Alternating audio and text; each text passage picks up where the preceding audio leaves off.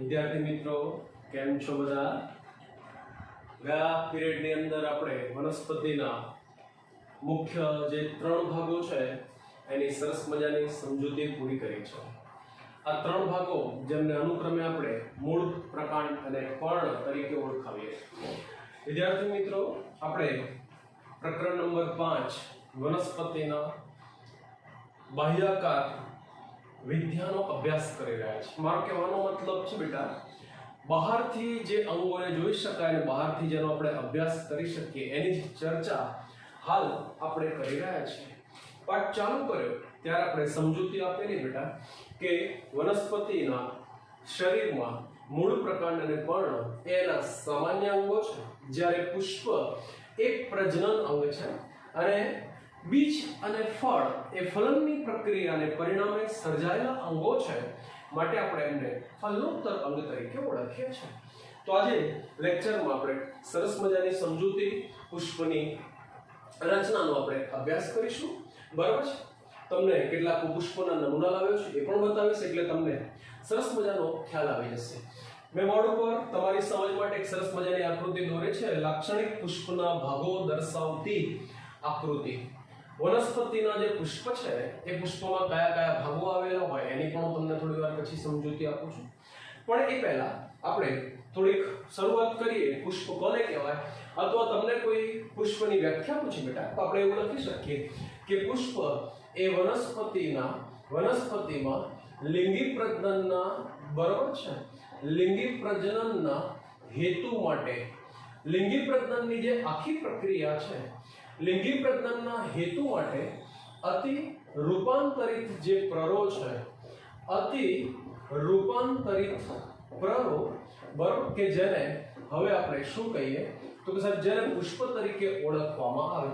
મારો કહેવાનો મતલબ એવો છે બેટા કે પુષ્પ એ હવાઈ ભાગ છે, અને હવાઈ ભાગ છે એટલે વનસ્પતિનું પ્રરો કહેવાય. પણ કયું કાર્ય કરવા માટે? તો કે સાહેબ લિંગી પ્રજનનનું કાર્ય કરવા માટે. આપણને ખબર છે કે વનસ્પતિની અંદર લિંગી પ્રજનનની ક્રિયા કરવા માટે 2 જરૂરી ચક્રો આવેલા હોય. આ 2 જરૂરી જે ચક્રો છે જેમને આપણે અનુક્રમે શું કહીએ છીએ તો સાહેબ પુંકેસર ચક્ર અને સ્ત્રીકેસર ચક્ર તરીકે ઓળખીએ છીએ. ગયા પીરિયડની અંદર આપણે એવું પણ ભણી રહ્યા છે કે વનસ્પતિનું જે પ્રરોતંત્ર છે અને એ પ્રરોતંત્રનો સૌથી આગળનો ભાગ એટલે અગ્રીય પ્રરો. અગ્રીય પ્રરો કે જ્યાં હંમેશા ધ્યાન રાખીશું કે જ્યાં હંમેશા વર્ધનશીલ પેશી આવેલી હોય, એટલે મેં લખ્યું છે કે સાહેબ ત્યાં વર્ધનશીલ પ્રદેશ આવેલો હોય. આ વર્ધનશીલ પ્રદેશ શું કરે તો સાહેબ વિભાજન પામી અને હવે પુષ્પીય વર્ધનશીલ પ્રદેશ જે છે એમાં પરિણમે છે. મતલબ એવો થયો કે હવે અગ્રીય પ્રરો જે છે, બરાબર, અથવા તો અગ્રસ્ત વર્ધનશીલ પ્રદેશ જે છે એ પ્રકારની ટોચ ઉપર આવેલો એ હવે શું કરે છે તો સાહેબ એ પુષ્પીય વર્ધનશીલ પ્રદેશમાં પરિણમે છે અથવા તો એ ભાગમાં રૂપાંતર પામે છે અને આમ ત્યાં પુષ્પનું સર્જન થશે. તો કેવી રીતે પુષ્પનું સર્જન થશે તો કે સાહેબ હવે, બરાબર, 2 ગાંઠ વચ્ચેનો વિસ્તાર, 2 ગાંઠ વચ્ચેના વિસ્તારને આપણે આંતરગાંઠ કહીએ. આંતરગાંઠ હવે શું થતી નથી તો કે સાહેબ આંતરગાંઠ વિસ્તરણ પામતી નથી, બરાબર છે. અને આગળનો ભાગ જે છે એટલે કે ફરી બોલે એક વખત કે આંતરગાંઠ જે છે એ વિસ્તરણ પામતી નથી અને કેવી બની જાય તો કે સાહેબ એ વિસ્તાર છે ને સંકુચિત બની જાય. મારો કહેવાનો મતલબ એવો છે કે એ ભાગ હવે કેવો બની જાય તો કે સાહેબ અહીંયા અક્ષ જે છે એ સંકુચિત બને છે અને અક્ષની ટોચ ઉપર ક્રમિક અક્ષ જે છે એ કેવો બની ગયો તો કે સાહેબ અક્ષ સંકુચિત બની ગયો અને અક્ષની જે ટોચ છે એ ટોચ ઉપર આવેલો જે ગાંઠનો ભાગ છે, આ ગાંઠના ભાગેથી ક્રમિક રીતે પર્ણના બદલે, બરોબર છે, પર્ણના બદલે કોનું નિર્માણ થાય તો કે સાહેબ પુષ્પનું સર્જન થાય છે. ચલો અહીંયા સુધી ખબર પડી ગઈ બધાને. પર્ણના બદલે મેં અહીંયા લખ્યું કે સાહેબ પર્ણના બદલે કોનું તો કે સાહેબ પર્ણના બદલે ગાંઠ ઉપરથી પાર્શ્વીય બહિરુદ ભેદો વિકાસ પામે છે. પાર્શ્વીય બહિરુદ ભેદ એટલે બીજું કંઈ નહીં પરંતુ આપણે એવું કહીએ કે સાહેબ આને શું કહે છે તો સાહેબ આને પુષ્પ કહેવાય, એટલે કે તે પુષ્પમાં પરિણમે છે. હવે જ્યારે પ્રરોહાગ્ર જે છે, કોણ તો કે સાહેબ પ્રરોહાગ્ર, જ્યારે પ્રરોહાગ્ર જે છે એ કેવું બની જાય તો કે સાહેબ પ્રરોહાગ્ર લખ્યું મેં, બરોબર છે, એ હંમેશા કેવું હોય તો કે સાહેબ પ્રરોહાગ્ર છે ને એ એકાકી હોય છે ટૂંકમાં અહીંયા એ પુષ્પમાં પરિણમે એટલે હંમેશા બરોબર જ્યારે પ્રરોહાગ્ર એ પુષ્પમાં પરિણમે એટલે હંમેશા તે કેવું બની જશે તો કે સાહેબ તે એકાકી બની જશે અને પુષ્પીય અક્ષ ઉપર બરોબર જે અક્ષ છે એ અક્ષ ઉપર હવે શું થશે તો કે સાહેબ પુષ્પીય અક્ષ જે છે જેની ઉપર પુષ્પનું નિર્માણ થાય એને પુષ્પીય અક્ષ કહેવાય હવે આ જે અક્ષ છે આ અક્ષ ઉપર હવે પુષ્પોની ગોઠવણી જોવા મળશે તો આ પુષ્પોની ગોઠવણીને હવે શું કહીએ બેટા તો કે સાહેબ આને પુષ્પ વિન્યાસ તરીકે ઓળખવામાં આવે ગયા પીરિયડની અંદર આપણે પર્ણ વિન્યાસ શિરા વિન્યાસ આવા શબ્દો સમજાવેલા છે તો તમને ખબર પડી ગઈ કે વિન્યાસ એટલે ગોઠવણી કોની ઉપર તો કે સાહેબ અક્ષ ઉપર કોની ગોઠવણી તો કે સાહેબ પુષ્પની ગોઠવણી તો આજે સરસ મજાની મેં બાબત તમને સમજાવી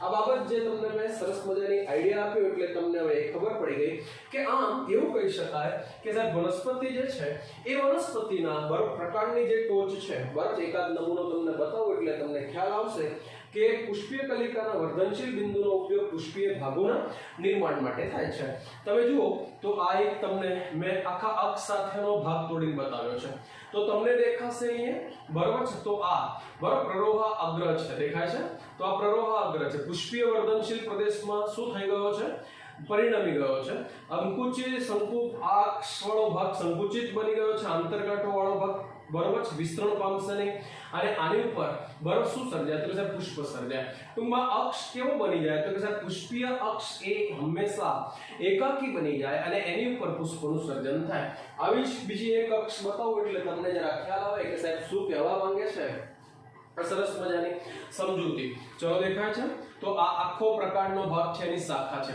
શાખાની ટોચ શું બની ગઈ તો કે સાહેબ શાખાની ટોચ બરોબર છે શાખાની ટોચ શું બની ગઈ તો કે સાહેબ અગ્રીય વર્ધનશીલ પ્રદેશ એ હવે પુષ્પીય પ્રદેશમાં પરિણમી ગયું છે રેડી અને અહીંયાથી પુષ્પોનું સર્જન ચાલુ થઈ જાય છે ગાંઠના ભાગેથી પુષ્પનું નિર્માણ થવાને બદલે કોનું નિર્માણ થઈ જાય તો કે સાહેબ પર્ણનું નિર્માણ થવાને બદલે કોનું નિર્માણ ચાલુ થઈ જાય તો કે સાહેબ પુષ્પનું નિર્માણ ચાલુ થઈ જાય ટૂંકમાં અહીંયા આ એક આખી અક્ષ છે અને આ અક્ષ ઉપર દેખાય છે તમને તો કે સાહેબ પુષ્પોની ગોઠવણી છે દેખાય છે તો આ અક્ષ ઉપર દેખાય બિલકુલ સરસ મજાનું તો પુષ્પની જે ગોઠવણી છે આ પુષ્પની ગોઠવણીને હવે આપણે શું કહીએ તો કે સાહેબ આને શું કહીશું તો કે સાહેબ આને પુષ્પ વિન્યાસ તરીકે ઓળખીશું ટૂંકમાં પુષ્પની જે ગોઠવણી છે એ ગોઠવણીની ખાસિયત શું છે તો પહેલા તો આપણે પુષ્પ વિન્યાસની વ્યાખ્યા આપી ટૂંકમાં મેં તમને એવું કહ્યું કે સાહેબ પુષ્પની ટોચ જે છે પુષ્પની પ્રરોહની જે ટોચ છે એ પ્રરોહ બરોબર છે એની ટોચ ઉપર શું આવે છે તો કે સાહેબ પ્રરોહની ટોચ ઉપર શું આવે છે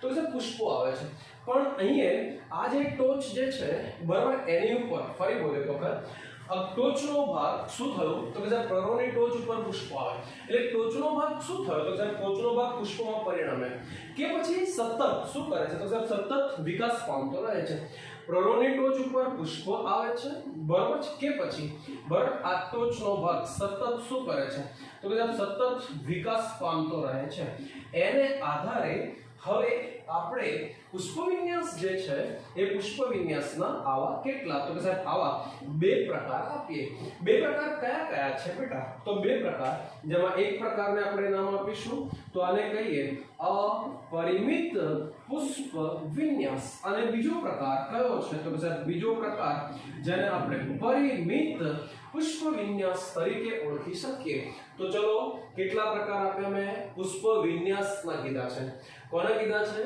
પુષ્પ વિન્યાસના કેટલા પ્રકાર આપ્યા તો કે સાહેબ બે પ્રકાર કયા કયા અપરિમિત પુષ્પ વિન્યાસ અને પરિમિત પુષ્પ વિન્યાસ એટલે શું એક વખત નાનું રિવિઝન ફરી તો પુષ્પ વિન્યાસ અક્ષ ઉપર પુષ્પોની ગોઠવણી પુષ્પ વિન્યાસ અક્ષ એટલે શું તો કે સાહેબ જે ધરી ઉપર પ્રકાંડની જે ધરી ઉપર પુષ્પો સર્જાય એને પુષ્પ વિન્યાસ અક્ષ કહેવાય તો ત્રણ બાબતો મગજમાં રાખો એટલે તમારું બધું જ કામ ક્લિયર સરસ મજાનું થઈ જાય ચલો વિદ્યાર્થી મિત્રો તો અહીંયા બે પ્રકાર આપણે આના આપ્યા છે બરાબર અપરિમિત પુષ્પ વિન્યાસ એટલે શું તો સાહેબ આ પ્રકારના પુષ્પ વિન્યાસમાં શું થાય છે તો સાહેબ આ પ્રકારના પુષ્પ વિન્યાસમાં ધરી જે છે એ ધરી ઉપર બરાબર છે ધરી જે પર પુષ્પો અગ્રાભિવર્ધી ક્રમમાં સર્જાયા કરે છે અગ્રાભિવર્ધી ક્રમમાં પુષ્પો શું કરે તો કે સાહેબ પુષ્પો સર્જાયા કરે છે, બરોબર છે।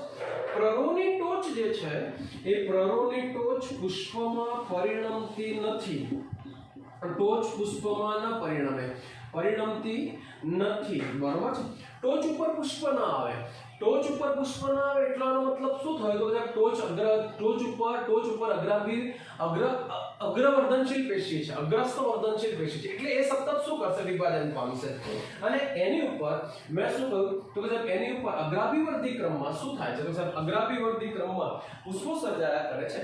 ટૂંકમાં અક્ષ ઉપર અથવા ધરી સતત વિકાસ પામતો રહે છે, પુષ્પવિન્યાસમાં અક્ષ અથવા જે ધરી છે એ સતત શું કરે છે વિકાસ પામતો રહે છે અને અગ્રાભિવર્ધી ક્રમમાં પાર્શ્વીય રીતે પુષ્પો સર્જાયા કરે છે। તમારી સમજ માટે એક બરોબર છે રેખાકૃતિ દોરો એટલે તમને ખ્યાલ આવી જાય। તમારે સમજવાનું એવું છે કે આ અક્ષ છે, શું છે આ અક્ષ છે અને આ અક્ષની શું છે તો સાહેબ ટોચ છે અને અહીંયા શું થાય તો સાહેબ નીચેના ભાગેથી પહેલા પુષ્પો ઉદ્ભવે, આ પુષ્પ છે, અહીંયા પણ આ પુષ્પ છે, અહીંયા પણ આ પુષ્પ છે, બરોબર છે, અહીંયા પણ આ પુષ્પ છે, અહીંયા આ પુષ્પ છે, અહીંયા આ પુષ્પ છે, અહીંયા આ પુષ્પ છે, અહીંયા આ પુષ્પ। તો તમે જરા જોશો તો કે સાહેબ અહીંયા જે ભાગે પહેલા પુષ્પો ખીલે છે અગ્રાભિવર્ધી ક્રમ એટલે અગ્રાભિવર્ધી ક્રમ, બરાબર। આગળની તરફ જો નીચેથી ઉપર તરફ આગળની તરફ જો જેમાં પુષ્પો પાયાના ભાગે પહેલા ખીલે, જે પહેલા ખીલશે એ પહેલા મોટા બનશે, પછી આ પછીથી ખીલશે એટલે એના કરતા નાના, એના પછી ખીલશે એના કરતા, ટૂંકમાં તમને ખબર પડી ગઈ અપરિમિત, અનલિમિટેડ, અમર્યાદિત આ ક્રમ સતત ચાલુ રહે, પુષ્પો સર્જાયા જ કરે, બરાબર। તો આ શું થઈ ગયું તો કે સાહેબ અપરિમિત પુષ્પ વિન્યાસ। પરિમિત પુષ્પ વિન્યાસ એટલે શું તો કે સાહેબ પરિમિત પુષ્પ વિન્યાસમાં શું થાય છે તો કે સાહેબ અગ્રવર્ધનશીલ પ્રદેશ જે છે અથવા તો તમે એવું લખી શકો કે સાહેબ અક્ષની ટોચ ઉપર, કોની ટોચ ઉપર, અક્ષની ટોચ પર, બરાબર શું સર્જાય તો કે સાહેબ અક્ષની ટોચ ઉપર પુષ્પ સર્જાય છે। અક્ષની ટોચ ઉપર પુષ્પ સર્જાય એટલે ધરી અથવા અક્ષ જે છે એનો વિકાસ શું થઈ જાય તો કે સાહેબ અક્ષ અથવા ધરી જે છે એનો વિકાસ બરોબર શું થઈ જાય બંધ થઈ જાય। તો તમને એ ખબર પડી ગઈ કે સાહેબ અક્ષની ટોચ ઉપર શું થાય છે તો સાહેબ અક્ષની ટોચ ઉપર બરોબર શું થાય છે તો મુખ્ય અક્ષ જે છે એ પુષ્પમાં પરિણમે છે અને અક્ષ જે છે એનો વિકાસ કેવો બની જાય તો કે સાહેબ અક્ષનો બરોબર ત્યાંથી વિકાસ મર્યાદિત થઈ જાય, ત્યાંથી વિકાસ આગળ નહીં વધે। તો આ પ્રકારના પુષ્પ વિન્યાસને હવે શું નામ આપીએ તો સાહેબ આવા પ્રકારના પુષ્પ વિન્યાસને પરિમિત પુષ્પ વિન્યાસ તરીકે ઓળખવામાં આવે। ચલો એવું સમજો કે સાહેબ અહીંયા એક આકૃતિ દોરી છે, બરાબર છે। હવે આ આકૃતિમાં તમે જોશો તો અહીંયા આ પ્રકારના પુષ્પ વિન્યાસની ખાસિયત એ છે કે તલસ્થ ભાગેથી પુષ્પો ખીલશે, કયા ભાગેથી તો કે સાહેબ તલસ્થ ભાગેથી પુષ્પો ખીલશે। ચલો રેડી, તો આ તલસ્થ ભાગ છે, બરાબર છે અને આ ટોચ છે અક્ષની, તો અક્ષની ટોચ ઉપર શું આવ્યું છે તો કે સાહેબ અક્ષની ટોચ ઉપર પુષ્પો સર્જાયા છે। ચલો રેડી, બરાબર છે, બિલકુલ સિમ્પલ અને આવડી જાય એવા છે। અક્ષની ટોચ ઉપર આ એક પ્રકારનું શું સર્જાયું છે તો કે સાહેબ આની ઉપર પુષ્પ સર્જાયા છે। હવે એ જ રીતે અહીંયા શું થશે તો કે સાહેબ અહીંયા પણ એ જ રીતે આ અક્ષની ટોચ છે અને અક્ષની ટોચ ઉપર આ રીતે શું થાય છે તો કે સાહેબ અક્ષની ટોચ ઉપર બરાબર છે આ રીતે પુષ્પો સર્જાય છે। રેડી, પુષ્પ આ રીતે સર્જાય, બરાબર છે, પણ તમને એક ખબર પડી ગઈ શું કે સાહેબ અહીંયા શું થાય છે તો કે સાહેબ અહીંયા પુષ્પો જે છે બરાબર ટોચ ઉપર શું થયું છે તો કે સાહેબ ટોચ ઉપર પુષ્પ ગોઠવાઈ ગયું એટલે હવે અહીંયાથી વિકાસ આગળ જશે નહીં, મર્યાદિત થઈ ગયો વિકાસ, બરાબર છે। વિકાસ હવે ત્યાં રૂંધાઈ જાય તો આ પ્રકારના પરિમિત પુષ્પ વિન્યાસ, આ પ્રકારના પુષ્પ વિન્યાસને શું કહીશું તો સાહેબ આને પરિમિત પુષ્પ વિન્યાસ તરીકે ઓળખવામાં આવે। જ્યાં સુધીમાં તમને પરિમિત પુષ્પ વિન્યાસ જોવા મળે જેમાં અક્ષની ટોચ ઉપર એક જ પુષ્પ સર્જાય તો આને એકાકી પરિમિત પુષ્પ વિન્યાસ કહેવાય। શું કહીશું? એકાકી પરિમિત પુષ્પ વિન્યાસ કહેવાય। આના ઘણા બધા પાછા પ્રકાર છે, એક શાખી છે, ઉભય શાખી, દ્વિશાખી છે, ઉભય તો વિકાસી છે, બહુશાખી છે।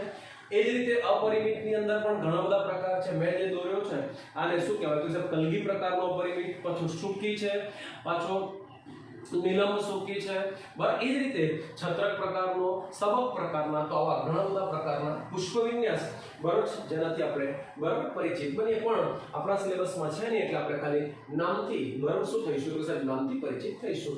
તો એક સરસ મજાની પહેલા સમજૂતી મેં શેના માટે આપી તો કે સાહેબ પહેલા એક સરસ મજાની સમજૂતી આપણે શેના માટે આપી, પુષ્પ ક્યાંથી વિકાસ પામે છે અને પુષ્પ જે છે એના વિકાસને આધારે બરાબર જે અક્ષ છે એ અક્ષ ઉપર પુષ્પની ગોઠવણી છે અને એ પુષ્પોની ગોઠવણી જેને પુષ્પવિન્યાસ કહેવાય એના આપણે બે પ્રકાર આપ્યા. હવે ત્યાંથી આગળ પુષ્પ જે છે એની આપણે રચનાનું શું કરીએ છીએ તો સાહેબ પુષ્પની રચનાનો આપણે અભ્યાસ કરીએ છીએ. બધા હવે અહીંયા ધ્યાન આપે. સરસ મજાનો ટોપિક છે. અહીંયા તમને તૈયાર પણ થઈ જશે. પુષ્પની વ્યાખ્યા પણ આપણે ઓલરેડી આપી ચૂક્યા છે. તો પુષ્પ એટલે શું તો કે સાહેબ લિંગી પ્રજનનના હેતુ માટે સપુષ્પી વનસ્પતિઓમાં અતિ રૂપાંતરિત જે પ્રરો છે એ પ્રરોને આપણે શું કહીએ તો સાહેબ એને પુષ્પ તરીકે ઓળખવામાં આવે છે. તો આ એક પુષ્પની આપણે શું આપીએ તો સાહેબ પુષ્પની વ્યાખ્યા આપે. હવે એની રચનામાં જો આપણે જોઈએ તો સાહેબ પુષ્પની જે રચના છે પુષ્પની રચના જો આપણે જોઈએ તો એવું કહી શકાય કે સાહેબ પુષ્પ વનસ્પતિના જે ભાગેથી પ્રરોતંત્રના જે ભાગેથી સર્જાય છે એને આપણે શું નામ આપ્યું તો સાહેબ એને પુષ્પવિન્યાસ અક્ષ કહેવાય. બરાબર છે. અક્ષની ટોચ ઉપર અથવા તો જે અક્ષ છે લાક્ષણિક પુષ્પોમાં ધરી બરાબર છે જે ધરી છે જેના ઉપર પુષ્પ સર્જાય અને આપણે જે ભાગેથી પકડીએ કોઈ ઉદાહરણ આપો એટલે તમને વધારે ખ્યાલ આવી જશે. બરાબર. તો આ અક્ષ બની ગઈ છે. હવે પુષ્પને તોડી લઉં તો આ અક્ષ છે અને અક્ષ અથવા તો ધરી અને એની ઉપર આ ભાગ બરાબર જે સંકુચિત બની ગયો છે તો જે ભાગેથી મેં પુષ્પને પકડ્યું છે એને આપણે શું કહીએ તો સાહેબ એને પુષ્પદંડ કહેવાય. તો સાહેબ અહીંયા ધરી અથવા અક્ષ ઉપર બરાબર શું આવેલું છે તો ધરી અથવા અક્ષ ઉપર પુષ્પદંડ આવેલો હોય અને આ પુષ્પદંડની ટોચનો ભાગ કેવો હોય તો કે સાહેબ એ ભાગ ફૂલેલો હોય અથવા વિસ્તરણ પામેલો હોય. પુષ્પદંડ જે છે એની ટોચનો ભાગ ફૂલેલો અથવા વિસ્તરણ પામેલો હોય તો આ ભાગને હવે પુષ્પના ચક્રોનું આસન એટલે મેં અહીં બરાબર છે રાઉન્ડ કર્યું છે તો એને આપણે નામ આપીએ તો સાહેબ એને પુષ્પાસન તરીકે ઓળખવામાં આવે. કયા નામે ઓળખીશું તો કે સાહેબ જેને શું કહે છે તો સાહેબ જેને પુષ્પાસન કહેવાય અને એની ઉપર ક્રમિક રીતે બરાબર છે ક્રમિક રીતે જે પુષ્પીય ચક્રો છે એ પુષ્પીય ચક્રો ચક્રાકારે ગોઠવાયેલા હોય. ટૂંકમાં પુષ્પાસન એટલે શું તો કે સાહેબ પુષ્પના ચક્રોનું આસન જેની ઉપર પુષ્પો ગોઠવાયેલા હોય. તો તમને હવે એ ખબર પડી ગઈ બરાબર છે. અહીંયા થોડીક ભૂલ થઈ છે એટલે સુધારી દઈએ. તો આને પુષ્પાસન કહીશું અને આને પુષ્પદંડ કહીશું. જે ભાગેથી આપણે પુષ્પને પકડીએ છીએ તો આ પકડવા વાળો ભાગ એ પુષ્પાસન થયો પુષ્પદંડ થયો અને એની ઉપર તમે જુઓ છો તો એની ઉપર આ ભાગ જે છે બરાબર જેની ઉપર ચક્રો ગોઠવાયેલા છે તો ફૂલેલો વિસ્તરણ પામેલો આ ભાગ કે જેને હવે આપણે શું નામ આપ્યું તો કે જેને હવે આપણે પુષ્પાસન નામ આપ્યું અને આ પુષ્પાસન ઉપર પુષ્પના જે ચક્રો છે ચારે ચાર ચક્રો ક્રમિક રીતે શું થયેલા હોય તો કે ક્રમિક રીતે ગોઠવાયેલા હોય. મોટે ભાગે વનસ્પતિમાં એના પુષ્પોમાં ચાર ચક્રો આવેલા હોય. આ ચાર ચક્રો પૈકી બે ચક્રો કેવા હોય તો સાહેબ વનસ્પતિની અંદર બે ચક્રો જે છે કયા બે ચક્રો તો કે અનુક્રમે નામ આપીએ તો કે સાહેબ એક વજ્ર ચક્ર છે અને બીજું કયું છે તો કે સાહેબ દલ ચક્ર છે. વજ્ર ચક્ર અને દલ ચક્ર કે જે પ્રજનનની પ્રક્રિયામાં સીધો ભાગ લેતા નથી પરંતુ પ્રજનનની પ્રક્રિયામાં શું કરે છે તો સાહેબ મદદ કરે છે સહાય કરે છે માટે એમને સહાયક ચક્રો કહેવાય. જ્યારે બાકીના બે ચક્રો કયા છે તો કે સાહેબ એક પુંકેસર ચક્ર છે અને બીજું કયું છે તો કે સાહેબ બીજું સ્ત્રીકેસર ચક્ર છે. ચલો બોર્ડ ઉપર જુઓ એટલે તમને ખ્યાલ આવી જાય. તો પુંકેસર ચક્ર અને સ્ત્રીકેસર ચક્ર આ નર પ્રજનન એકમ નો ભાગ છે અને આ માદા પ્રજનન એકમનો ભાગ છે. ટૂંકમાં બંને ચક્રો શું કરે છે તો સાહેબ નર પ્રજનન કોષ અને માદા પ્રજનન કોષ નું નિર્માણ કરે અને પ્રજનનની પ્રક્રિયામાં ભાગ લે. ટૂંકમાં આ બે વગર પ્રજનનની પ્રક્રિયા શક્ય નથી માટે આ ચક્રોને હવે શું કહે છે તો કે સાહેબ આ જે ચક્રો છે એમને આવશ્યક ચક્રો તરીકે ઓળખવામાં આવે. તો વિદ્યાર્થી મિત્રો પહેલા તો પુષ્પના કેટલા ચક્રો આપ્યા આપણે તો કે સાહેબ ચાર ચક્રો. બહારથી અંદર તરફ જઈએ તો એક વખત ક્રમ બતાવી દઉં. બહારથી અંદર તરફ જઈએ એટલે પહેલું ચક્ર કયું આવે તો કે સાહેબ વજ્ર ચક્ર. એના પછી અંદરની બાજુ બીજું ચક્ર કયું આવે તો કે સાહેબ દલ ચક્ર. પછી અંદરની બાજુએ તો કે સાહેબ પુંકેસર ચક્ર, અને પછી સૌથી અંદર ચોથા નંબરનું જે ચક્ર છે એને આપણે શું નામ આપ્યું તો સાહેબ એને સ્ત્રીકેસર ચક્ર તરીકે ઓળખવામાં આવે. મેં કહ્યું એ પ્રમાણે કે આ બંને ચક્રો જે છે જેના વગર પ્રજનન થાય નહીં, એટલે આ બંને ચક્રોને આવશ્યક ચક્રો તરીકે પણ ઓળખવામાં આવે. આમને જ વનસ્પતિના પુષ્પના પ્રજનન અંગો તરીકે પણ ઓળખવામાં આવે. દરેક ચક્રની ખાસિયત એ છે કે તે એના ઘટક એકમો, ઘટક અથવા એના એકમોનું બનેલું હોય બેટા. બરોબર, શેનું બનેલું હોય તો એના ઘટક અથવા એના એકમોનું બનેલું. વજ્ર ચક્ર તો કે સાહેબ વજ્રપત્રોનું બનેલું હોય. દલ ચક્ર તો કે સાહેબ દલપત્રોનું બનેલું હોય. પુંકેસર ચક્ર તો કે સાહેબ પુંકેસરોનું બનેલું હોય. સ્ત્રીકેસર ચક્ર તો એ જ રીતે સ્ત્રીકેસર ચક્ર પણ સ્ત્રીકેસરોનું બનેલું હોય છે.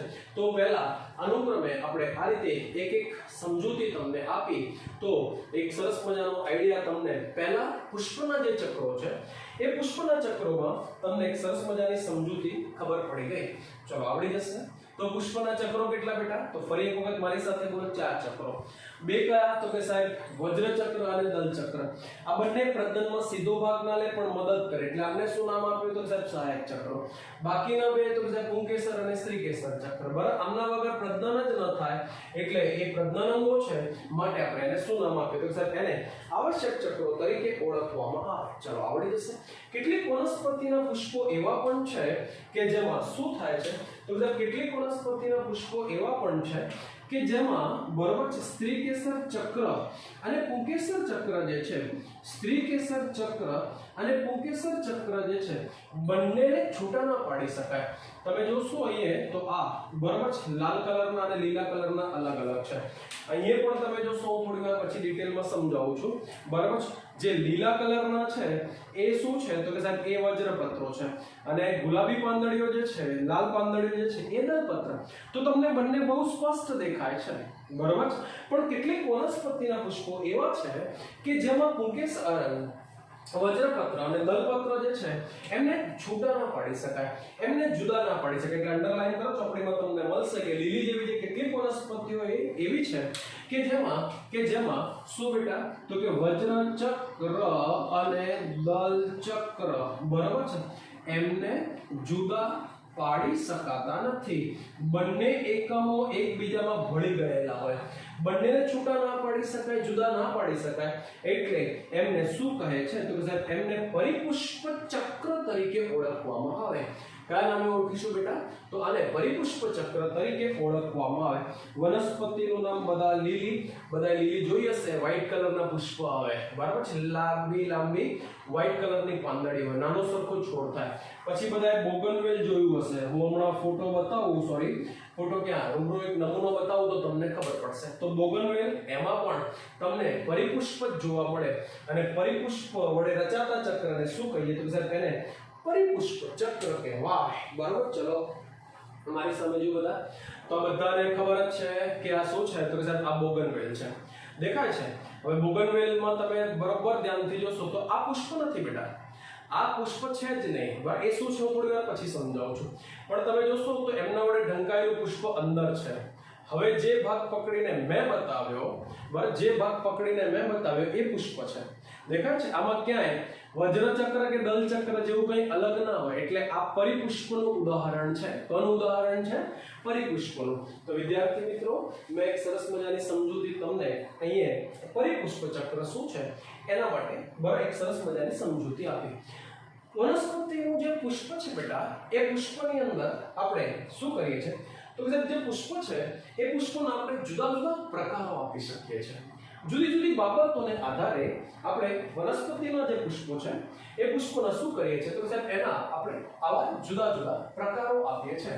ઉવાડ ઉપર સરસ મજાના પ્રકારોની સમજૂતી લખતો જો, તમારે પણ એ જ રીતે તમારી ચોપડીમાં જોતા જવાનું અને બરાબર મારી સાથે અહીંયા તૈયાર કરતા જવાનું. ચલો, ટોપિકનું નામ તો કે સાહેબ પુષ્પના પ્રકાર.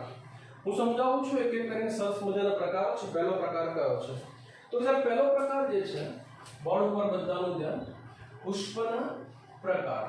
બરાબર છે? તો પહેલો પ્રકાર એને આપણે શું નામ આપીએ તો સાહેબ પુષ્પીય ચક્રોને આધારે. કોને આધારે તો કે સાહેબ વનસ્પતિના જે પુષ્પો છે અને એમાં આવેલા જે પુષ્પીય ચક્રો છે એ પુષ્પીય ચક્રો જે છે એને આધારે હવે આપણે શું કરીએ તો કે સાહેબ એને આધારે આપણે શું કરીએ છીએ તો કે સાહેબ પુષ્પના પ્રકારો આપીએ છીએ। જો વનસ્પતિના પુષ્પોમાં મેં હમણાં કહ્યું કેટલા ચક્રો આવેલા હોય તો કે સાહેબ 4 ચક્રો આવેલા હોય। જો વનસ્પતિના પુષ્પોમાં ચારે 4 ચક્રો હાજર હોય, બોર્ડ ઉપર ચારે ચક્રો હાજર હોય, કયા કયા 4 બેટા તો કે સાહેબ પુંકેસર, સ્ત્રીકેસર, વજ્ર અને નલચક્ર। ફરી વજ્ર ચક્ર, દલચક્ર, પુંકેસર ચક્ર અને સ્ત્રીકેસર। જો ચારે ચક્રો હાજર હોય તો આવા પુષ્પને શું કહીએ તો આવા પુષ્પો માટેનો શબ્દ છે આને પૂર્ણ પુષ્પ કહેવાય, કમ્પ્લીટ ફ્લાવર કહેવાય। કેટલીક વનસ્પતિઓ એવી પણ છે કે જેમાં બરાબર ચારે ચક્રો હાજર હોતા નથી। વનસ્પતિના પુષ્પમાં બરાબર જો એકાદ ચક્ર ગેરહાજર હોય, એકાદ ચક્ર ગેરહાજર હોય તો આવા પુષ્પો માટેનો શબ્દ છે આને શું કહે છે તો કે સાહેબ આને અપૂર્ણ પુષ્પ તરીકે ઓળખવામાં આવે। તો પહેલા તો મેં તમને પૂર્ણ પુષ્પ શું છે બેટા અને અપૂર્ણ પુષ્પ કદાચ ચોપડીમાં નહીં હોય પણ મેં તમને એક સરસ મજાની માહિતી આપી। તો પહેલો પ્રકાર શું આપ્યો તો કે સાહેબ પૂર્ણ પુષ્પ અને અપૂર્ણ પુષ્પ શું છે એવી આપણે એક સરસ મજાની સમજૂતી આપી। ચલો હવે એનાથી આગળ બરાબર બીજી સમજૂતી જે છે તો આપણે એવું કહી શકીએ કે સાહેબ વનસ્પતિમાં પુંકેસર અને સ્ત્રીકેસર શું છે તો કે સાહેબ પુંકેસર અને સ્ત્રીકેસર એ લિંગી પ્રજનન ચક્રો છે। તો હવે ફરી પાછો એક નવો પ્રકાર આપીએ એટલે તમને ખ્યાલ આવી જાય। લિંગી પ્રજનન ચક્રો જે છે એ લિંગી પ્રજનન ચક્રોને આધારે કોને આધારે લિંગી પ્રજનન ચક્રો જે છે એ લિંગી પ્રજનન ચક્રને આધારે બરાબર। તો આપણે એના આવા બે પ્રકાર આપીએ। જો વનસ્પતિના પુષ્પમાં બંને બરાબર બંને પ્રજનન ચક્રો હાજર હોય, બંને પ્રજનન ચક્રો એટલે કયા બેટા તો સાહેબ સ્ત્રીકેસર અને પુંકેસર। જો બંને પ્રજનન ચક્રો હાજર હોય તો આવા પુષ્પને હવે આપણે શું કહીએ તો સાહેબ એને દ્વિલિંગી પુષ્પ કહેવાય। મોટા ભાગની બધી વનસ્પતિઓમાં તમને આવું જોવા મળશે। તો આ કયું પુષ્પ છે તો કે સાહેબ આ દ્વિલિંગી પુષ્પ છે, દેખાય છે બરાબર છે। ઉપર સ્ત્રીકેસર છે અને પીળા પીળા એ પુંકેસર છે। તો આવા પુષ્પને શું કહીશું તો કે સાહેબ આવા પુષ્પને દ્વિલિંગી પુષ્પ કહેવાય। કેટલીક વનસ્પતિના પુષ્પ એવા છે કે જેમાં બેમાંથી કોઈ એક જ ચક્ર હાજર હોય, બેમાંથી કોઈ એક જ ચક્ર હાજર હોય, કાં તો બરાબર પુંકેસર હોય કાં તો શું હોય કે સાહેબ સ્ત્રીકેસર હોય। તમે જુઓ તો પપૈયામાં લગભગ તમને એવું જોવા મળે કે બે પપૈયા લગભગ જોડે ઉગે અને એકની ઉપર પપૈયા આવે અને એકની ઉપર ના આવે। એનો મતલબ એવો છે કે બે પપૈયામાં એક નર છે અને એક કયું છે તો સાહેબ એક માદા છે બરાબર। મકાઈમાં પણ તમે જોશો તો ઉપર નર પુષ્પો આવશે નીચે માદા પુષ્પો આવશે।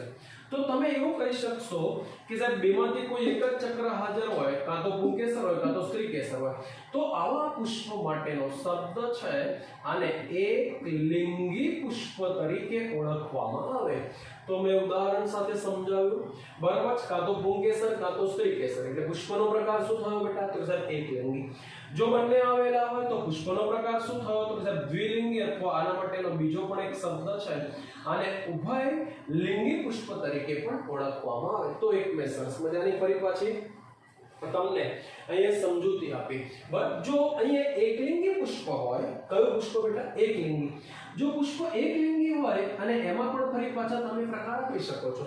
જો એમાં માત્ર કયું આવેલું હોય તો કે સાહેબ માત્ર પુંકેસર ચક્ર જ આવેલું હોય તો આવા પુષ્પો માટેનો શબ્દ છે આને નર પુષ્પ કહેવાય। અને જો બેમાંથી એક એટલે કે જો સ્ત્રીકેસર ચક્ર જ આવેલું હોય તો એવા પુષ્પો માટેનો શબ્દ તો કે સાહેબ માદા પુષ્પ છે। તો બેટા એક સરસ મજાની સમજૂતી અહીંયા તૈયાર થઈ જાય એ રીતે હું તમને સરસ મજાનું સમજાવતો જઉં છું એટલે તમારો આઈડિયા પણ બરાબર ક્લિયર થઈ જાય। ચલો આવડી જશે। તો એક સરસ મજાની સમજૂતી અહીંયા આપણે આપી છે। આવો જ ફરી પાછો બીજો એક પ્રકાર આપણે જોઈએ તો એ પણ સરસ મજાનો છે। આપણે એવું કહીએ છીએ કે સાહેબ પુષ્પીય જે ચક્રો છે 1 2 અને હવે આ 3 ના હોય બરાબર છે। જો પુષ્પીય ચક્રો જે છે એ પુષ્પીય ચક્રોમાં આવેલા ઘટકો અથવા એમના જે એકમો છે એમની સંખ્યાને આધારે બરાબર છે, એમની સંખ્યાને આધારે તો તમને ખબર પડી ગઈ કે ઘટક અથવા એકમ કોણ? તો કે સાહેબ પુંકેસર ચક્ર. તો પુંકેસર એ એનું એક ઘટક કહેવાય. બરાબર છે. ઘણા બધા પુંકેસરો ભેગા મળીને પુંકેસર ચક્ર બનાવે. એક દલપત્ર નથી બેટા પુષ્પમાં. બરાબર છે. એક છે, બે છે, ત્રણ છે, ચાર છે અને પાંચ દલપત્રો છે. તો પાંચ દલપત્રોના સમૂહને દલચક્ર કહેવાય. તો એક દલપત્ર એનો શું થયો? તો સાહેબ ઘટક અથવા એકમ થયો. બરાબર છે. તો એમની જે સંખ્યા છે એ એમની સંખ્યાને આધારે ફરી પાછા આપણે એમના બે પ્રકાર આપીએ. જો પુષ્પની અંદર જો પુષ્પમાં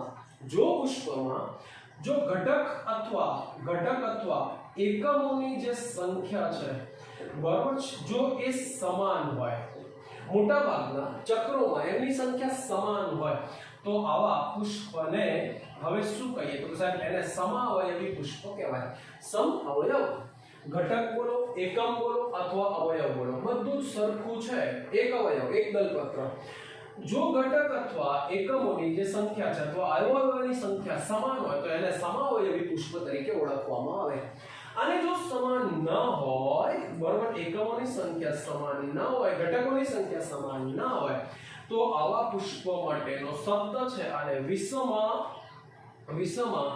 અવયવી પુષ્પ તરીકે ઓળખવામાં આવે. ચલો રેડી? બરાબર છે. તો બંને પ્રકારોમાં તમને ખબર પડી ગઈ. સમઅવયવી જે પુષ્પ છે બેટા એની પણ પછી ખાસિયત છે કે મોટા ભાગના જે પુષ્પો છે એમાં બરાબર છે દલપત્રની સંખ્યા 5, વજ્રપત્રોની સંખ્યા 5, પુંકેસરની 5, મોટા ભાગના જે એકમો છે એમની સંખ્યા 5 આવી. કેટલાકમાં 3 હોય, કેટલાકમાં 4. તો એમની જે સંખ્યા છે એને આધારે એમને આપણે આ રીતે ઓળખીએ. તો કે સાહેબ ત્રિઅવયવી, પછી તો કે સાહેબ ચતુરાવયવી, પછી તો કે સાહેબ પંચાવયવી. બરાબર છે. આમ આવા જુદા જુદા પ્રકારો આપણે એના માટે આપી શકીએ. તો વિદ્યાર્થી મિત્રો, મેં અહીંયા એક સરસ મજાની સમજૂતી તમને શેના માટે આપી? તો કે પુષ્પીય ચક્રો જે છે એમાં આવેલા જે ઘટકો છે, એમાં આવેલા જે એકમો છે, એમની જે સંખ્યા છે, એમની સંખ્યાને આધારે આપણે એમના આવા પ્રકારો આપીએ છીએ. ચલો હવે બીજો એક સરસ મજાનો પ્રકાર ફરી પાછો ચોથો એક આપીએ. એ પણ બહુ મસ્ત છે. શું છે? તો કે સાહેબ નિપત્રને આધારે. તો પહેલા તો તમારે નિપત્ર એટલે શું એને સમજવું પડે અને એને આપણે બરાબર પછી એના પ્રકાર આપે. નિપત્ર એટલે શું? તો ચોપડીમાં ક્યાંય નિપત્રની વ્યાખ્યા નથી, પણ હું બોલું એ પ્રમાણે તમે લખશો કોરી જગ્યામાં તો આવડી જશે. બધું જ નીટ માટે બહુ જ અગત્યનું છે. નિપત્રો જે છે એટલે શું, અથવા તો નિપત્ર કોને કહેવાય? તો સાહેબ જે પર્ણની કક્ષમાંથી પુષ્પ સર્જાય છે, જે પર્ણની કક્ષમાંથી પુષ્પ સર્જાય છે, પુષ્પનું સર્જન થાય છે, તો તેને શું કહે છે? તો તે પર્ણને શું કહેવાય? તો કે સાહેબ એને નિપત્ર કહેવાય. બરોબર છે. જે પર્ણની કક્ષમાંથી પુષ્પ ઉદ્ભવે છે, પુષ્પ સર્જાય છે, તેને આપણે શું નામ આપીએ? તો સાહેબ એને નિપત્ર કહેવાય. નિપત્રની હાજરી કે ગેરહાજરીને આધારે ફરી પાછા તમે બે પ્રકાર આપો. બે પ્રકાર કયા? જો નિપત્ર આવેલું હોય તો આને કયું પુષ્પ કહીએ? તો કે સાહેબ નિપત્રી પુષ્પ કહેવાય. જો નિપત્ર ગેરહાજર હોય તો આવા પુષ્પને શું કહીશું? તો સાહેબ આને અનિપત્રી પુષ્પ તરીકે ઓળખીશું. એક ઉદાહરણ આપું એટલે આવડી જશે. તો કે સાહેબ બોગનવેલ જે છે એમાં તમને નિપત્ર જોવા મળે.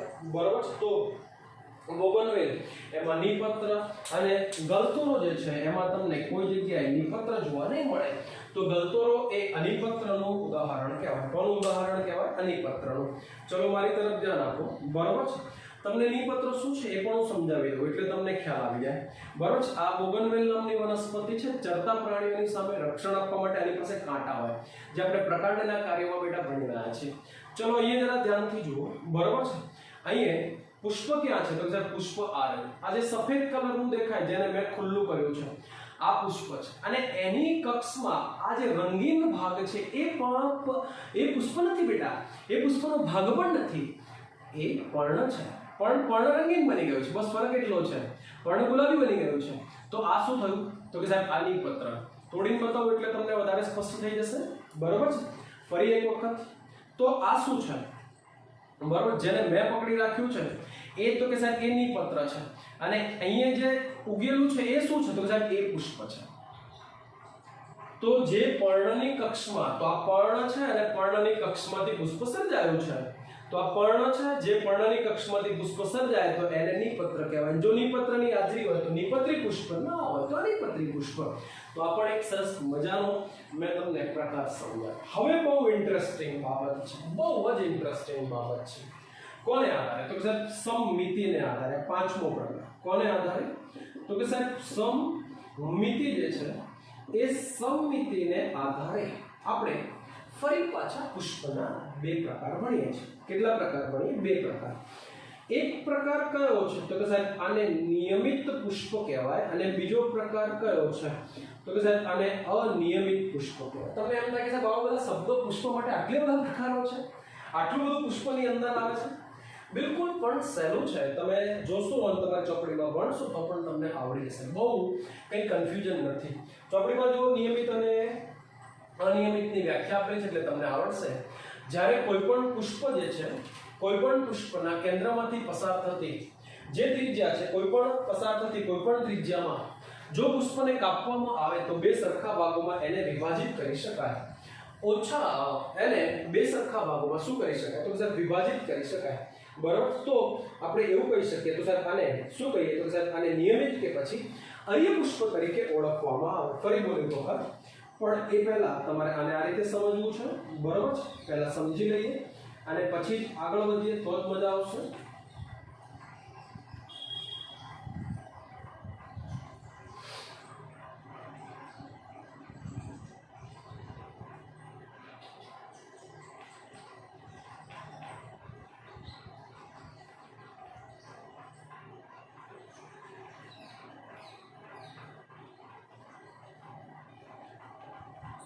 चलो आ एक શું દોર્યું બેટા મેં?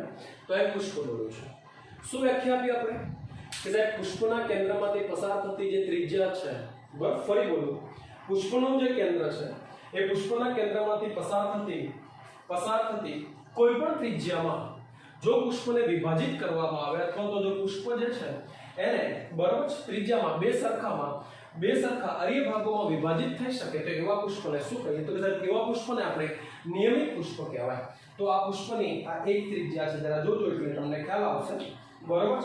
આ એક ત્રિજ્યામાં આપણે પુષ્પને કાપ્યું તો તમે જોતા જાઓ દરેક બાજુ બે સરખા ભાગો બન્યા છે. દરેક બાજુ બે સરખા ભાગો બને છે. તમે પુષ્પને આમ કાપવાનો પ્રયત્ન કરો તો ઉપર અને નીચે પણ સરખા ભાગો. તમે જો પુષ્પને આમ કાપશો તો પણ આ બાજુનો ભાગ સરખો, આ બાજુનો ભાગ સરખો, અને તમે જો આમ કાપશો તો મારો કહેવાનો મતલબ એવો છે કે જો પુષ્પને તેના કેન્દ્રમાંથી અથવા તો કોઈ પણ ત્રિજ્યામાં કેન્દ્રમાં જો એને કાપવામાં આવે અથવા તો એને વિભાજિત કરવામાં આવે તો દર વખતે બે સરખા ભાગોમાં કોઈ પણ ત્રિજ્યામાં અથવા કોઈ પણ સમતલમાં તમે એને કાપો તો બે સરખા ભાગોમાં પુષ્પ વિભાજિત થાય. તો આ પ્રકારના પુષ્પ વિન્યાસને આ પ્રકારના પુષ્પને શું કહેવાય? નિયમિત, અથવા આના માટે બીજો પણ એક શબ્દ છે, આને અર્ય પુષ્પ તરીકે પણ ઓળખવામાં આવે. બહુ સિમ્પલ ઉદાહરણ તમે અહીંયા જોશો તો તમને દેખાય છે. બરાબર છે? તમે જાસૂદના પુષ્પને કોઈ પણ આમ કાપો, કોઈ પણ દિશામાં કાપો. બસ હું આમ આડું બતાવવાનો મતલબ આમ આડું નહીં, તમારે આમ સમજવાનું. બરાબર. સફરજનને આપણે કેવું કાપીએ? સફરજન પકડી રાખી એક ચપ્પુ આમ મારીએ, બીજું ચપ્પુ આમ મારીએ, તો સફરજનના સરખા ટુકડા થાય. એમ અહીંયા પણ પુષ્પના સરખા ભાગો થાય. બસ આટલું ધ્યાનમાં રાખો. પુષ્પના શું થાય? તો સાહેબ પુષ્પના સરખા ભાગો થાય. તો આ પ્રકારના પુષ્પને શું કહેવાય? નિયમિત અથવા તો અર્ય પુષ્પ તરીકે ઓળખવામાં આવે. ઉદાહરણ યાદ રાખો, બહુ સિમ્પલ છે. જાસૂદ છે, રાઈ છે, ધતુરો છે અને મરચા. બરાબર. ધતુરાનું પુષ્પ પણ તમે જોશો તો તમને સરસ મજાનો આઈડિયા આવશે.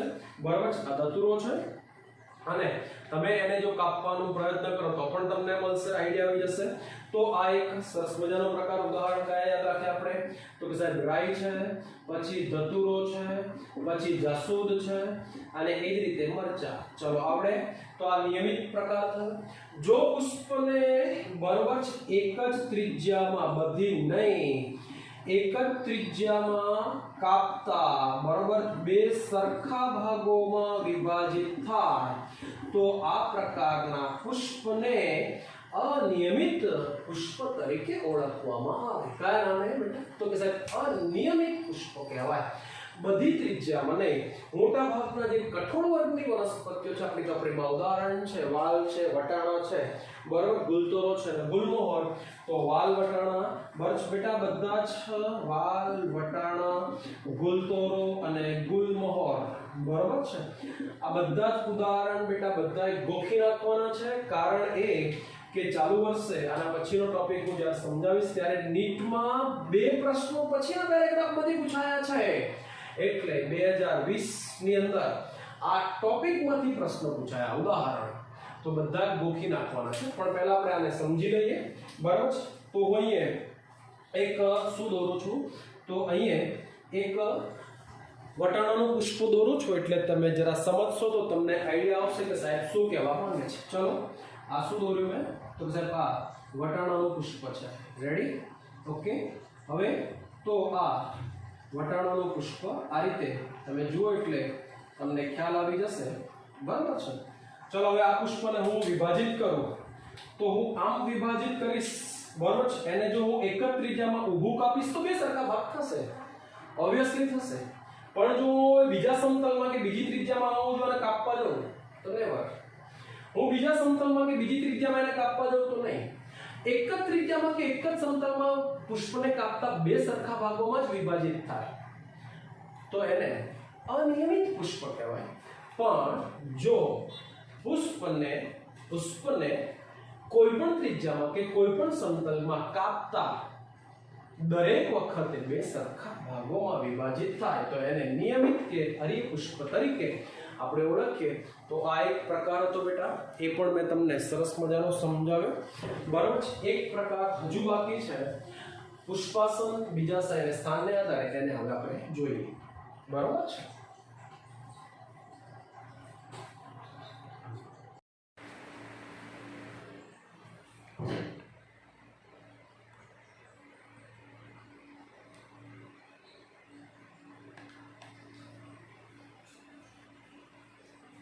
છઠ્ઠો પ્રકાર પુષ્પાસન પર બીજાશયની સાપેક્ષે વજ્રચક્ર, દલચક્ર અને પુંકેસર ચક્રના સ્થાનને આધારે આપણે પુષ્પના પ્રકારો.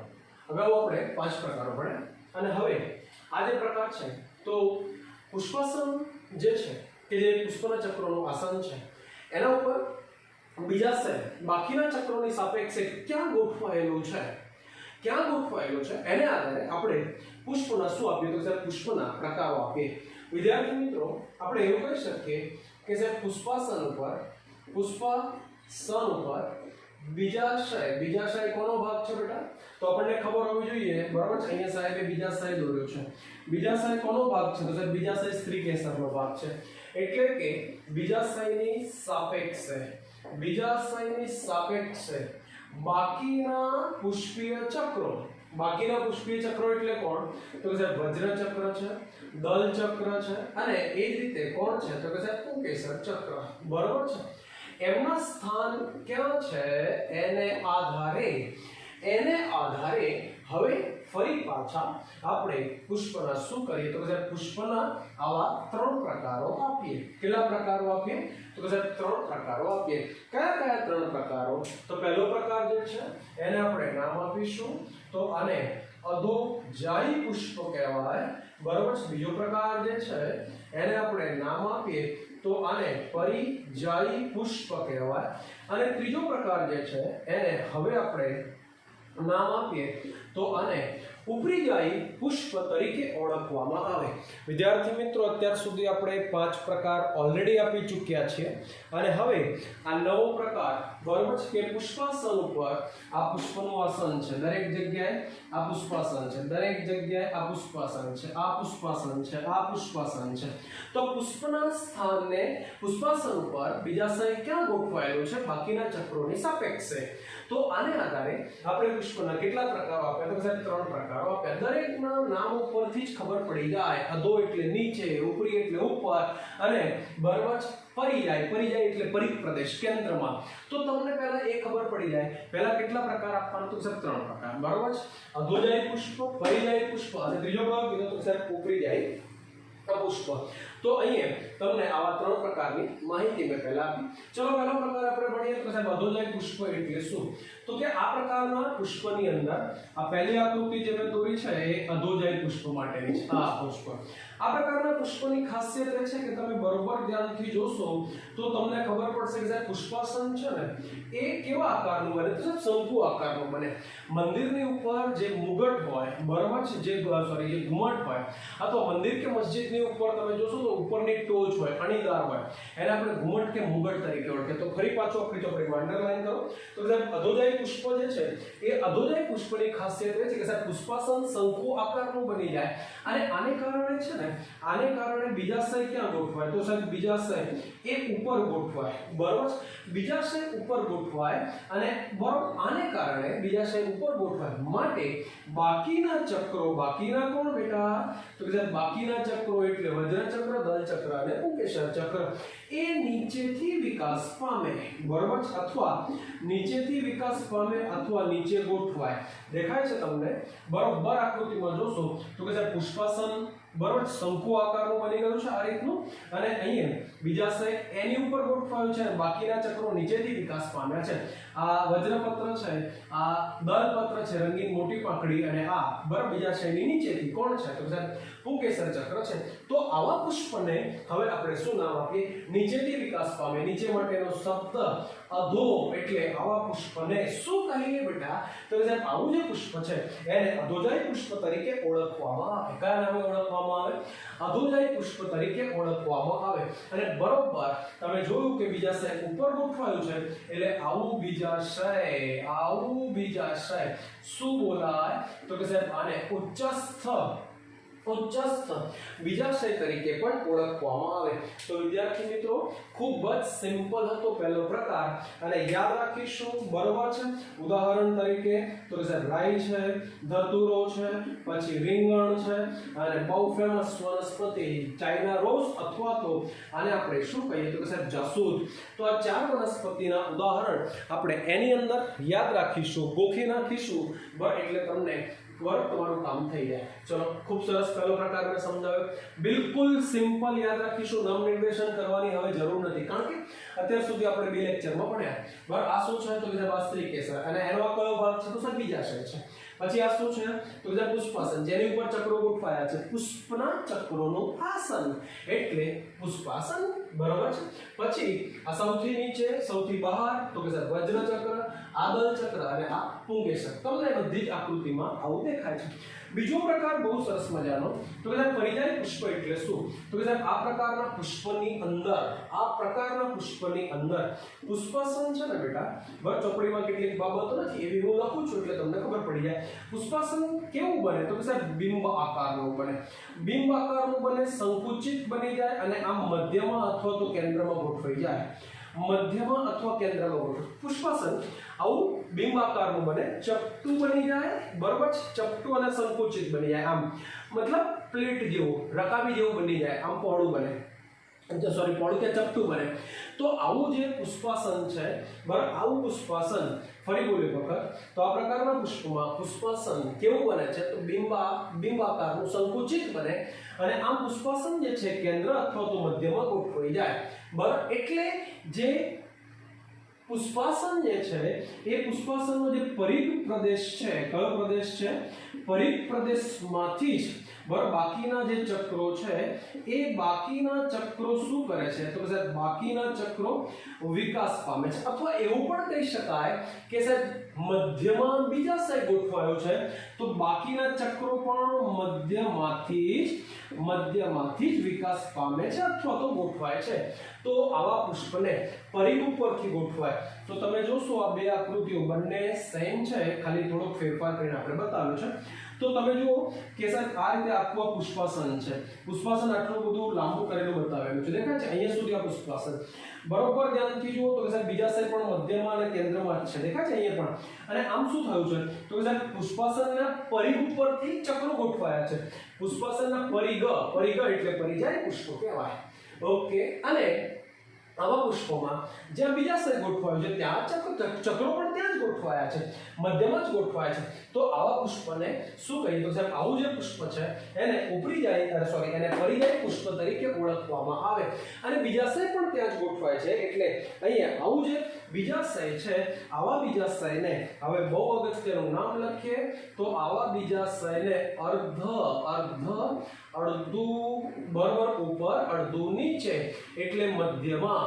તો આવા બીજાશયને શું કહીએ તો સાહેબ આવા બીજાશય જે છે એને અધસ્ત બીજાશય તરીકે ઓળખવામાં આવે.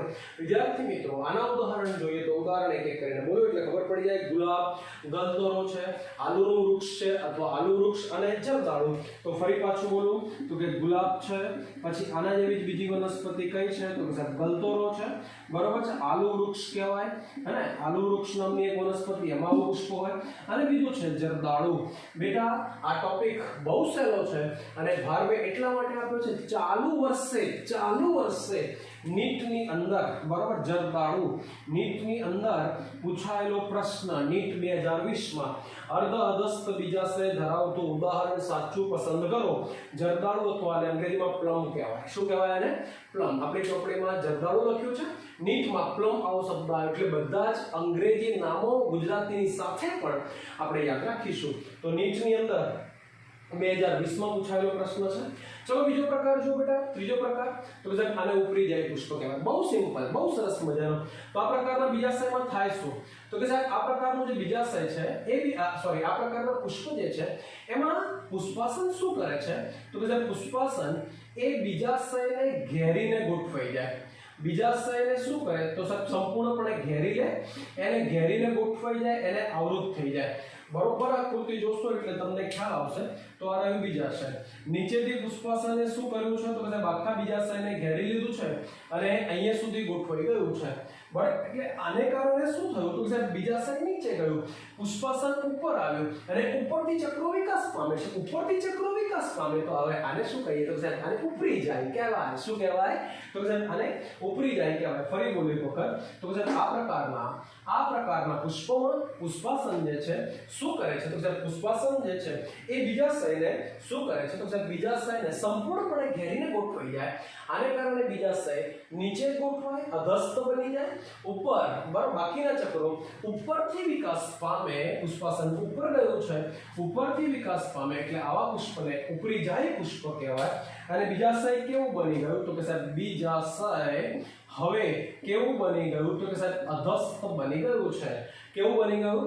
અધસ્ત. ચલો ઉદાહરણ તો સાહેબ ઉદાહરણની અંદર આપણે લખી શકીએ કયું છે તો કે સાહેબ એક ઉદાહરણ જામફળ લખ્યું છે, બીજું ઉદાહરણ તો કે સાહેબ કાકડી, અને એ જ રીતે સૂર્યમુખી નામની જે વનસ્પતિ છે બરાબર એની પાસે બે પ્રકારના પુષ્પો હોય, એક બિંબ પુષ્પક હોય અને બીજું કિરણ પુષ્પક હોય. તો અહીંયા જામફળ, કાકડી અને સૂર્યમુખીના જે કિરણ પુષ્પકો છે એમાં કયું તો સાહેબ એની અંદર ઉપરી જાય પુષ્પ હોય અને અધસ્ત બીજાશય હોય. તો વિદ્યાર્થી મિત્રો આ ઉદાહરણ ફરી પાછું અહીંયા આ ઉદાહરણ આપણે યાદ રાખીશું. કેમ તો ચાલુ વર્ષે ફરી પાછો આ જ ટોપિકમાંથી જો નીટમાં કેવો બધાનો લકી ડ્રો લાગ્યો છે, નીટમાં આ જ ટોપિકમાંથી એક જ પેરેગ્રાફમાંથી 8 માર્કના 2 પ્રશ્નો પૂછાયા નીટમાં. બરાબર છે કે સૂર્યમુખીના કિરણ પુષ્પકો કયા પ્રકારનું પુષ્પ ધરાવે છે, ઉભરી જાય કે પછી પરી જાય કે અધો જાય, આવો એક સરસ મજાનો પ્રશ્ન ચાલુ વર્ષે નીટમાં. તો નીટની અંદર એક જ પેરેગ્રાફમાંથી 2 પ્રશ્નો પૂછાય, બંને ઉદાહરણ. એટલે આપણી ચોપડીમાં આ પાઠમાં જેટલા પણ ઉદાહરણ આપેલા હોય બધા આપણે તૈયાર કરીએ એટલે આપણા નીટના 10 માર્ક આમ પાક્કા થઈ જાય. તો વિદ્યાર્થી મિત્રો મેં એક સરસ મજાનો ટોપિક અહીંયા પૂરો કર્યો. કયો બેટા? તો આપણે ટોપિકમાં શું ભણ્યા? પુષ્પ એટલે શું, પુષ્પની રચના, પુષ્પના ચક્રો, પુષ્પને આધારે બરાબર પુષ્પના જે ચક્રો છે એ ચક્રોની ગોઠવણી છે. જુદા જુદા આવા ઓલમોસ્ટ આપણે 6 પ્રકારો આજના લેક્ચરમાં અહીં આપણે પૂરા કર્યા છે. તો એક સરસ મજાના લેક્ચરની મેં તમને સમજૂતી આપી. Okay, good bye.